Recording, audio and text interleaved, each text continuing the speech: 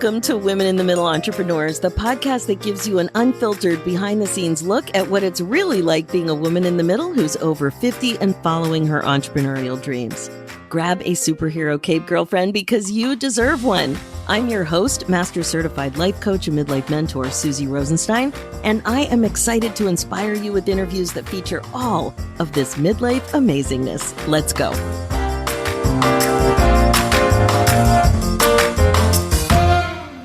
Hey there, welcome back to the show. We have a really exciting interview ahead of us today about what it's like to feel a strange sense of urgency to make a bigger impact than you're currently making. I know you can relate to that.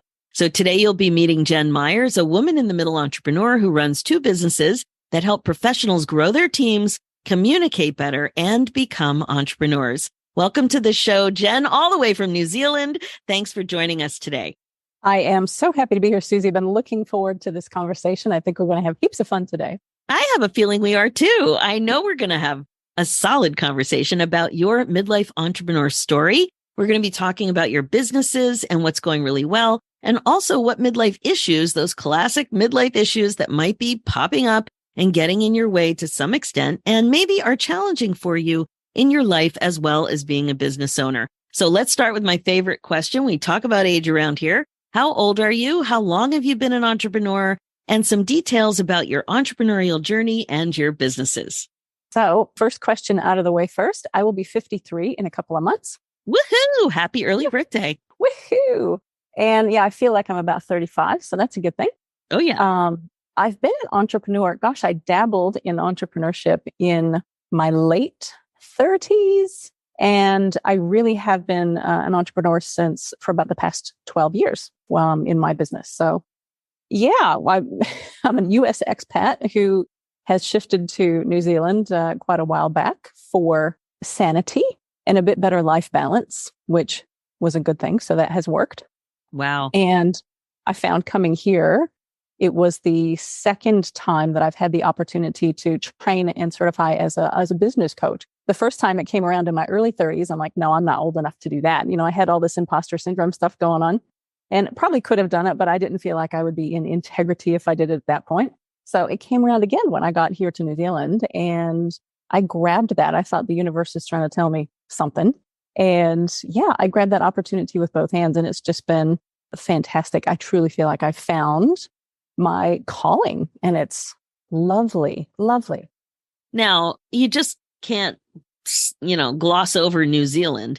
So why New Zealand? Because that, my friend, is the other side of the world. It is the other side of the world. And actually, I'm speaking to you from the future because, we're quite a few hours ahead of the eastern coast and North America. So yeah, it's interesting. That is right. Oh, I don't know, about 13 years ago. And I just wrote a contribution to a multi-author book about this story. So about 13 years ago, my husband and I sat down one night after putting away the dinner dishes and sending our then 7-year-old daughter to bed and looked at each other and said, how did life get like this? We are not happy. We feel as if we are just barely keeping our heads above water on the hamster wheel of supporting our lifestyle. I mean, we had a great looking life from the outside. Right. Successful. My husband's a clinical psychologist, so he had a successful practice. I was a regional director of sales for a hotel company and had my little side gig at that point, side hustle. And yeah, gosh, it just was becoming not worth it. So it was the grind. And so we had a discussion about what are we going to do about it? And thank goodness we did, because, had we not, I don't know where we would have ended up, but someplace not good. So long story short, 10 months after that discussion, we bought 3 one-way tickets to New Zealand. We sold or gave away everything we owned except for what we could fit in 6 suitcases and 2 small boxes and shifted our entire life to the other side of the globe. And it's probably the best thing. 2 boxes? Only 2 boxes? Well, there was a third, but it got lost en route. And so half of what was in there fell out. And I have no idea where in the world it is. Oh my God. What made the cut to be in those boxes? What was it? A fascinating exercise. Yeah. Because, we were married at that point for quite a few years and, you just accumulate stuff. So our house was full of stuff and it was a great exercise in what you want versus what you need. So it's like, okay, we got all this shit. Do we really need it? Does this make us happy? Does this fulfill us in some way? No, it's just another Thanksgiving tchotchke or whatever. So no, it was, what do we need out of the big giant walk-in closet? How many outfits do we need? How many pairs of shoes do we need? It was fascinating. And it was a great exercise for our daughter to learn at that point in her life too. But really, I'm curious, what was a couple of things that were in those boxes? Was it photo albums? Like, what was it? Photos. So we had a lot of stuff on disc at that point, which was good, computer. And so we did bring our wedding album. We brought one family photo album that had baby photos and things in it. We packed just the basics of clothing, right? A few pairs of pants, a few pairs of shoes, sweaters, because we knew the weather here we moved from Florida. So we actually had to buy a couple of things to be warm enough here because it's a little cooler in Florida, thank goodness. But yeah, and my daughter brought just a couple of really important toys. She's into stuffed animals at that point. So she did that. And clothing, yeah, I mean, it was minimal. I packed a recipe book, and that's one of the things that fell out of one of the boxes. So I had all these lovely recipes that somebody else is making somewhere in the world that I have no idea if they like them or not. I hope they like them if they're listening. What a story. That exercise. I've heard similar kinds of exercises with people who want to adopt an RV lifestyle, or they're doing a big downsize and, like you said, a big move, but it's usually closer to retirement type thinking. So you did it much younger with a young child. Amazing. It's fascinating. And it doesn't sound easy. Did it get easier, or what was that like? You know, the thought of it was scary and exciting at the same time, because this was truly an effort to kind of save everything and just reset. Right. So in that sense, it was exciting because it was going to be a new beginning. And it was someplace we'd never even visited on a holiday before. So it's like, why did you pick it? Because that is unbelievable. You hadn't even been there. Because my husband has a skill that many countries need, right? Psychology. He was able to look around at a few different opportunities.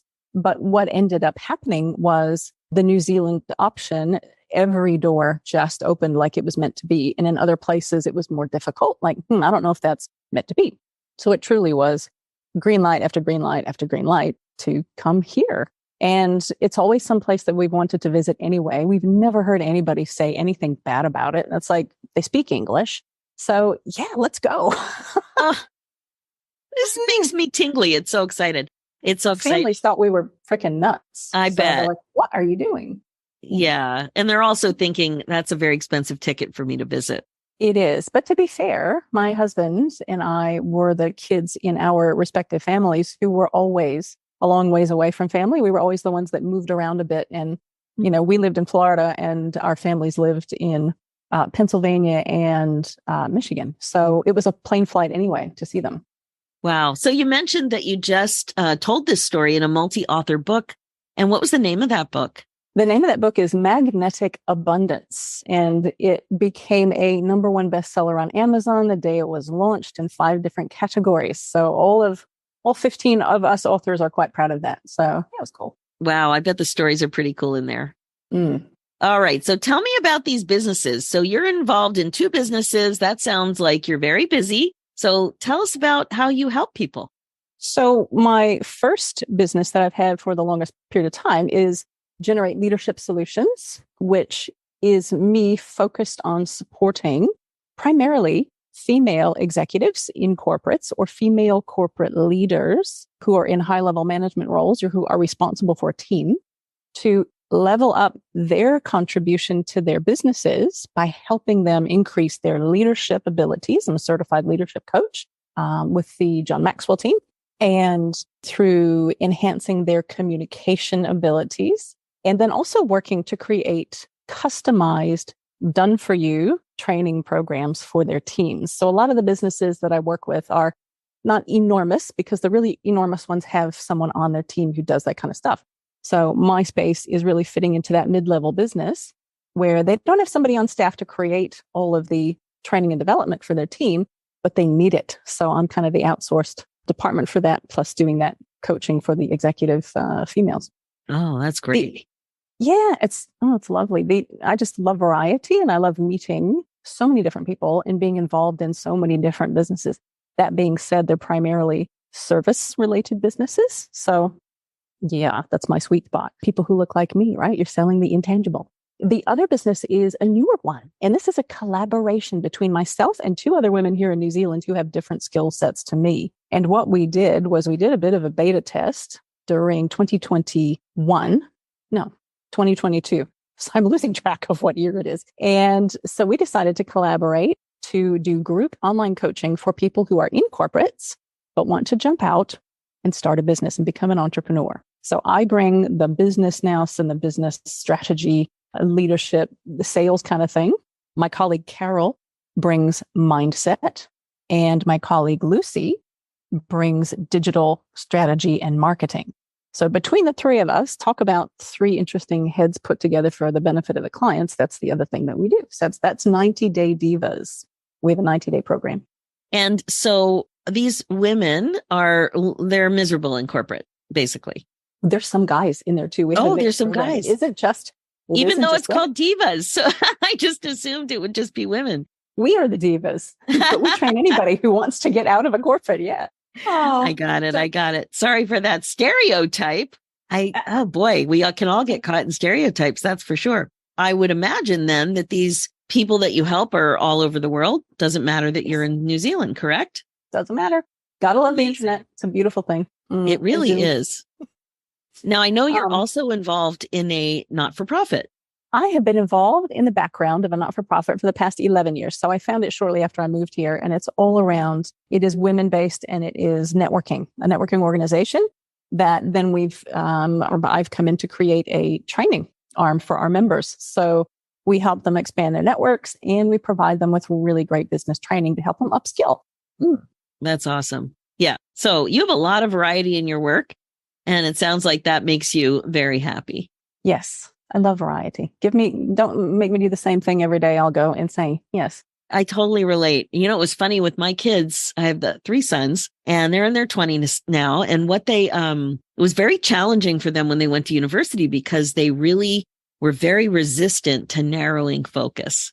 They wanted to stay in a larger, not necessarily, they didn't want to be general and not have an undeclared major or anything like that, but they all were very attracted to keeping it more broad and are only now narrowing because they're multi-passionate. Like they have so many ideas and excitement and things that they're interested in and all of that. Now, as an entrepreneur who's interested in a lot of things and loves variety, I would imagine that in midlife, there can be a few hiccups because you sound busy, my friend. Yes, I have a lot going on. I live by my diary. If it's not in my diary, it doesn't happen. And have I dropped the ball? Yes. Have I missed meetings? Yes. Have I overpromised and underdelivered? Yes. Just like everybody, I think, who is busy. You just have to be careful, prioritize, and have a system to help you. Because if you don't have a system, you're screwed. Yeah. Yeah. Now you said diary. Do you mean digital? Yes. Outlook. I use calendar, Microsoft Outlook, and I just live by that. Even tasks that I need to make sure I get done, I put in my diary. And I'm just learning a cool tool recently that's helping me stay even more organized. It's called the 12-week year. I don't know if you've heard about that. No, but that sounds interesting. Write it down because it's quite interesting. So just Google the 12-week year. And that is a really cool tool for planning not your year, but just planning 12 weeks at a time and identifying what the really important activities are to help you reach the 12-week goal. And then you start over for the next 12 weeks. So it isn't even month thinking, right. It's weeks. So it's quite cool. So I'm curious with the way that you wrote about this in your application, the way that you're stretched and you call yourself a momager and you've got a musician daughter and sometimes you're a roadie and everything. Now, I know that most of us as entrepreneurs, we've had some kind of training in planning and scheduling and productivity and stuff like that. And I'm just wondering, with all of your planning, are you putting self-care in there first? I am not. And that is one thing that I will put my hand up and say, I am crap at that. Yeah. So it's something that does need to become a bigger priority because, and I know this, right? If I'm not healthy and if I'm not at 100%, I can't give that to my clients and my family. So I know. Yes. You know what? As coaches, we're humans. We're humans that know what we want to do and what we're supposed to be doing. And we're not always doing those things. And I think it's because I've got that, that big vision and it's a massive vision. I want to help millions of people around the world. I mean, that is my goal. So, and I'm feeling at the beginning of the episode, you said, gosh, it's the stress or the pressure to achieve at this age. And I'm thinking, heck, I'm going to be 53 in just, a few short months. And my life expectancy is probably 86, something like that. So I don't have that much time to finish doing what I need to do. So I really need to be focused and I need my energy to do that. So I need to slap myself up the, whatever and get into the gym more often. Well, energy is something that a lot of my interview guests are talking about. Yeah. Because as a classic midlife hiccup, there's all kinds of ways that we think about energy. We think about emotional energy. We think about actual physical tiredness because of sleep problems and menopause. And then there's the old attraction to staying up late because nobody's going to bug you. That's my problem. Like nobody's going to bug early. Oh, same concept, right? Yeah. So needing to be focused and needing to really keep the eye on the ball with energy and protection of energy and creating systems and support for yourself for self-care so that you have energy. Yeah. I was just wondering about that. I just had spidey sense that you weren't being good at that. I'm not perfect, right? There's something's got to give somewhere. And often unfortunately it's me, but yeah. Yeah, I know. You're in great company. So you also mentioned that your mother is older and needs your support or needs support from her family. Yeah. So what's going on with that for you? So yeah, I'm in that whole sandwich thing of, I have a child who's been to university and has come home again after university and is finding her way. And it's been a joy, absolute joy to watch her discover what her superpower is. But yep, that's one area that takes time and attention. And then my mom's 86. She's turned 86 in January. She's got Alzheimer's and it's relatively advanced. So she has been living with my older sister who's in Las Vegas and her husband. So she has been in their house for the last 4 years, declining. And it is a big burden on my sister. And I feel so guilty about that being here. I just went to visit for Thanksgiving last year, which was great. We're in the States, so we have Thanksgiving. But yeah. So we do what we can to stay in touch on Messenger, on Facebook Lives and things, trying to get online to talk to each other every week. I stay in contact with my sister. We're quite close. But yeah, it's a guilty worry. Yeah. So are you thinking, is there anything else you want to do? Like that might involve extended stays or working from a different location, anything like that? I have a feeling that my mother will be going into a facility soon because she's just getting to be too much to take care of at home. And some things have been happening recently where this is not safe. She needs to be someplace where she can be monitored by nursing staff. Right. So I think that's going to happen soon, which will ease the burden on my sister. But yeah, there is that whole thing of, gosh, I'd love to go, stay for 3 months and just, especially as I know it may not be long, right? Yeah. Once she goes into that facility, she's either going to thrive or she's not going to do well. And yeah, perhaps going over for a couple of months at a time and just hanging out, spending some time with her as much as I can. Yeah, I've had other clients.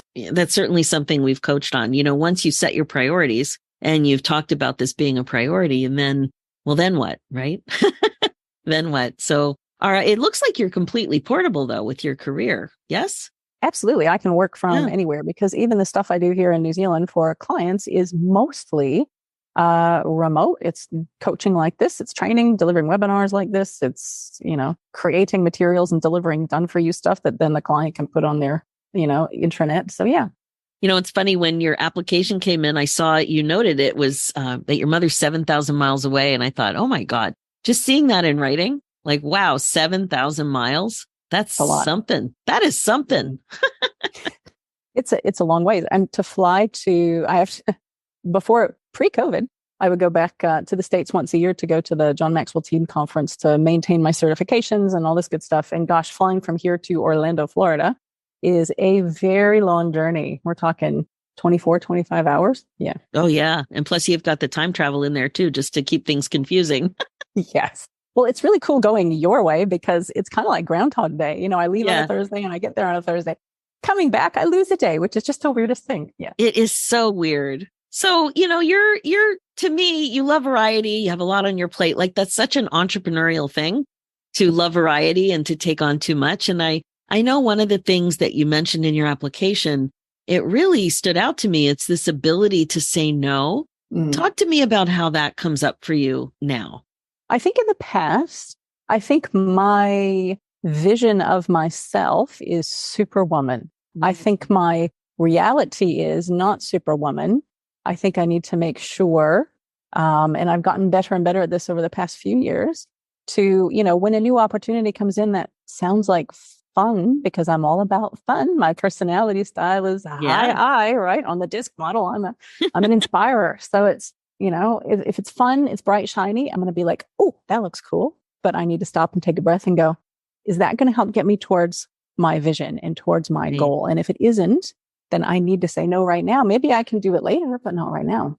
So when you've tried to do that in the past, what comes up for you? Overestimating myself, overestimating what I can accomplish in a week or in a, what do they say? Then it's so true. We always overestimate what we can accomplish in a short period of time and underestimate what we can do in a long period of time. So that is me through and through, or was me through and through. I'm getting better. And it does sound like you really pride yourself and recognize that you're a natural leader and that you have a lot of skills. So you want to help. Yes, I can make a massive contribution, and I know I will make a massive contribution. I just don't know exactly how that's going to look. I have an end vision, but getting there is choosing the path and the things that are going to get me to that point. But yes, I'm a natural leader. I've always been somebody who stepped up and said, what can I do there? How can I take that forward? How can I fit in and make that better? How can I whatever? And I don't know if that's just having a high ego or lots of self-confidence, but it's, probably both. It's probably everything, because clearly you've been successful. So you're doing a lot of things right. And you can make some more decisions about this as you get more clear about what you want.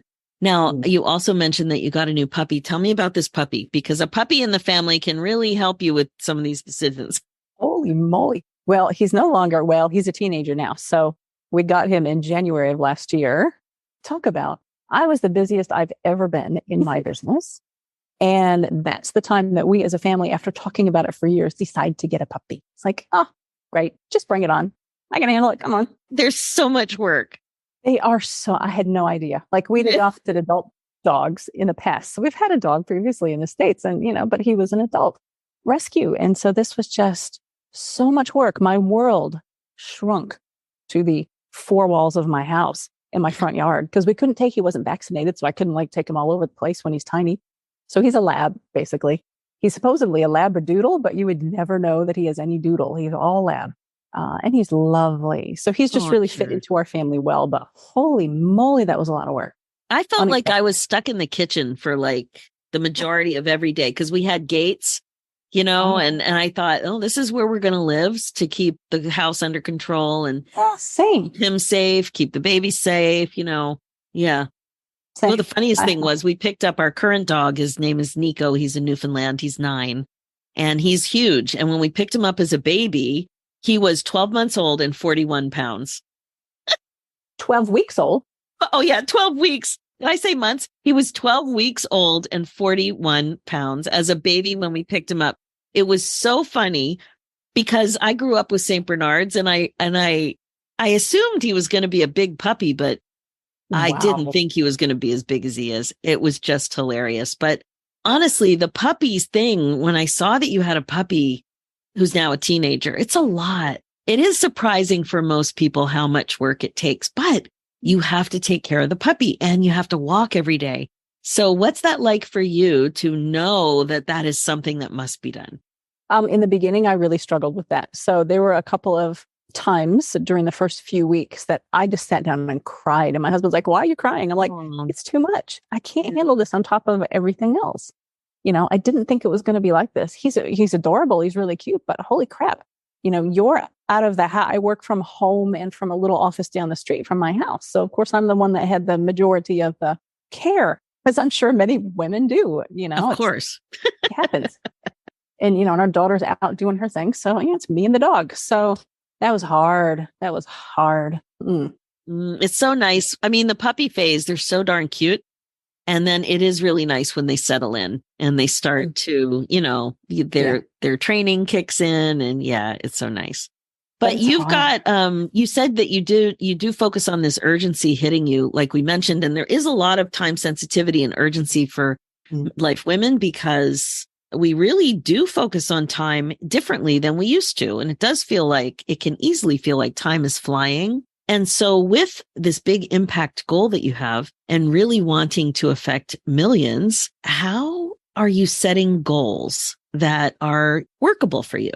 I think what I'm trying to do is be smart with my time, as smart with my time as I can.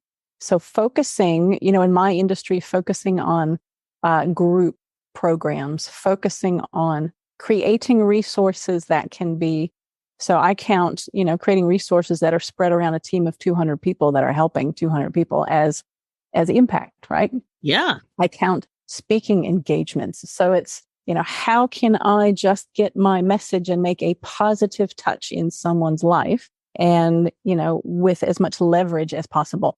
Part of the reason why I'm, doing this with you, there's lots of ways that people can get visible in their business or get visible in the world that can help them achieve their goals. And I see getting more visible in this way with writing, those sorts of things as part of that.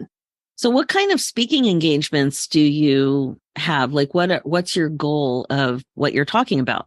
My goal is to do a TEDx talk or a TED talk. I know those are like super exclusive, but a TEDx talk, that's like kind of the next thing on my list. And otherwise, I've done 24, 25 conference engagements here in New Zealand and Australia, national conferences or regional conferences. So speaking to groups of 50 to 400. And what's your favorite thing to talk about? My favorite thing to talk about is probably two things. One would be based around my story, which is step out and do something unexpected. Step out and make a change if something in your life is not working or something in your business isn't working. So it's kind of the inspirational bit. Or talking about communication, because I'm a DISC practitioner and I love the DISC model. And it's so fun to be able to just have some skills that you can walk around and go, you know what? I think that person might need this based on the clues I'm getting from them. So it's a fun discussion for people to just have lots of little light bulbs going off going, oh, that's why they do that. And so that makes a good talk. You talk about that specifically? It does actually. Yeah. And I talk about it in a number of different ways because you can apply DISC to so many different types of relationships, whether it's in sales. So if I'm at a sales regional meeting or a conference around sales, I've got one coming up, actually, a virtual summit where I'm discussing how you can use the DISC principles to increase your conversion rates. So you can get as specific as that to, general, hey, my husband and I are totally different styles. How do I figure out how to talk to him? And it's a useful information and fun. That's great. And I know one thing that a lot of people are coming up talking to me about in these interviews and in my coaching practice is visibility. Now, I don't think you have a problem with visibility, but you noted that you're using video very intentionally. So tell me how that's working for you and why it's a priority and maybe what it's like to be over 50 and to be prioritizing video. You know what? I have always been a performer, right? So I've got a little bit of a leg up on the video thing because I'm used to being in front of people. And I used to be cheerleader at high school in the States, right? So I'm used to being in front of people doing stuff. I'm getting better at being less practiced. So I'm getting better at showing the real me on the videos, which I want to do more of and I need to do more of. But you can use video for so many things. LinkedIn, heck, you can go to a contact and send a little video message to a LinkedIn contact instead of typing a message. And it just allows people to see you, to get a little taste of your personality, to experience maybe a little bit of what it might be like to work with you. So much better than a sales letter, in my view. Proposals. I use video with proposals. I'll click, I just did this the other day, did a little PDF, squizzed it up, and here's how I think this could look. Flicked it through, but I did a little Zoom video walking through the proposal, sharing my screen. Here's my thinking in this bit. Here's what I was thinking about this, and I flick them both off together. So if I've got somebody with a short attention span, they can watch the video. And if they want, here's DISC, right? If they want details, they can look at the PDF. Wow, that's great. That's great. So you're not bothered by technology? No, even as I've had to keep up with technology over the past few years with COVID, because, oh my gosh, everything went online. My whole business went online. And I've been doing a little bit before that, but really had to upskill. And no, I'm actually better than my husband at it now, which he used to be the techie guy in the house. So he comes to me, which is interesting. That is interesting. Well, I do go to my husband when I'm really stuck. Not that much, but if I like really can't figure it out, and the answer is always reboot. Unplug it and plug it back in. Yeah. That's usually the answer that I forget about. Oh, I saw a quote somewhere that said that we put out recently from the 90 Day Divas that said everything works better when you unplug it for a couple seconds and plug it back in, including you. That's really good. That is real. So, with your priorities, I know that you're very focused on making a huge impact. And you also talked about feeling very confident that you will. And what do you think is the most important thing that you can do to make sure that you're successful? Stay in focused action. Stay focused. Because I'm one of those people that does the bright, shiny thing, making sure that I test every activity against my values, my personal values, but also, is this going to help me reach my ultimate vision? Yeah. If it is, then do I have capacity, right? That's the next litmus test. Do I have capacity? Literally, let me look at my week and see where I can fit in. Because if you're going to do anything, whether it's video, Facebook Lives, LinkedIn Lives, whatever, you have to be consistent. And not that I'm 100% consistent. I'm not perfect on that. But consistency is key. And that's where the capacity comes into play. So good. And what's it like working with two other women? So the three of you have this whole, you're lighting up, right? So you're really enjoying that part?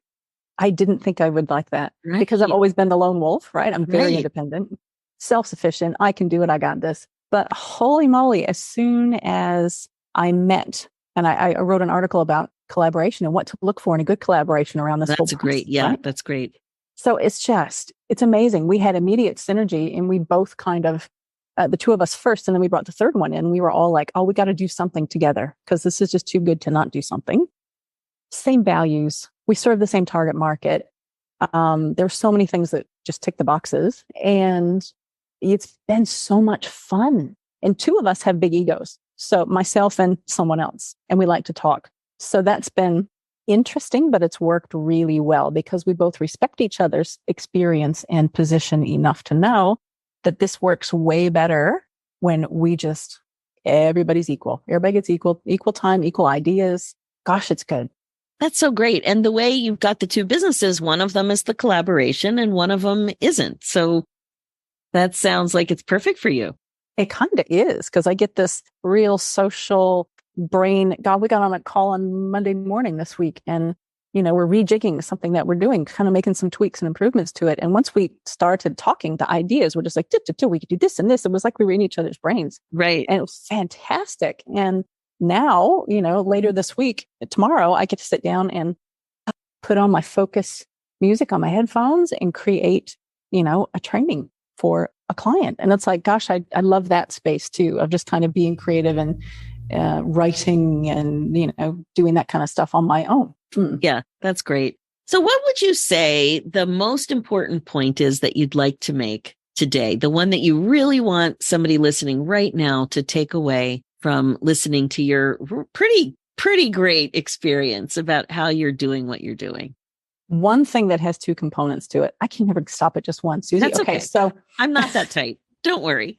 One is you are capable of way more than you think you're capable of in a good way. And the other piece of that is if you've got this little belief somewhere in the back of your brain that you could be making a contribution of some sort and something's holding you back, screw that, right? Find a way, do something different, do something unexpected, switch it up and change. If you're not happy, if you want to do something different, do something different. Don't be miserable. Life doesn't have to be hard. It's, I love that you're emphasizing that because I think when people are stuck or just not fresh or clear, the power of taking a break, going on vacation, even going for a walk or reading a different kind of book, just doing something different is so powerful. I remember one of the first people I interviewed in 2017, she was talking about her fantasy to quit her job just before her pension. And she didn't know what she wanted to do. And one of her lessons after talking about that was just to say yes to invitations, even invitations that she wouldn't normally go to. So she was doing that for a while and meeting more people and getting more inputs and hearing more conversations and being exposed to more things. And that kind of thing really does help your clarity, because sometimes you can't generate it from within, but you can respond from somebody. You can respond to something, right? Yeah. And that's why people hire coaches, isn't it? To get that outside perspective. Yeah. And have the sounding board and yeah, it's really, I love that you're emphasizing that. And talking about switching it up, the New Zealand thing, that's great. It's really, really good. So what's the best way that people can get in touch with you? The best way that people can get in touch with me and see everything up to date and correct is probably my LinkedIn profile. Honestly, I'm quite active out there. I do have a website, though, that is my name. So it's www.jennifermyers, myers.co.nz. So .co.nz. Yeah, and there's heaps of stuff, but you can find my book thing out there. So yeah. Yeah, that's great. Well, amazing, Jen. Thanks so much for taking the time from your day, which is one day ahead, and sharing all of this. I really just really appreciate your story is really interesting. It does take a lot of courage and nerve to do what you did, and a real adventurous entrepreneurial spirit. So thank you so much for sharing that. I really love what you're doing. And thank you so much for coming on the show. Thank you for having me, Suzy. It's been absolutely lovely. Thank you. All right. So that is it for now. If you're listening and loving what you hear, please like and subscribe. Reviews are great too and much appreciated. And if you're a woman in the middle who's 50 or over and an entrepreneur and would like to come on the show, please go to www.midlifeinterviews.com and fill out an application. We'd love to have you on to share your story. Thanks so much for listening. It's never too late to put yourself on your agenda. I'm Suzy Rosenstein, and I'll talk to you again soon. Now, real quick before we say goodbye, if you are connecting with this show, I'd love to invite you to a happiness breakthrough coaching session. It's my laser-focused coaching call that will help you get clear about what's getting in your way as a woman in the middle entrepreneur and confident about your next steps to more happiness in your next chapter. Head over to www.nextchapterbreakthrough.com. Talk to you soon.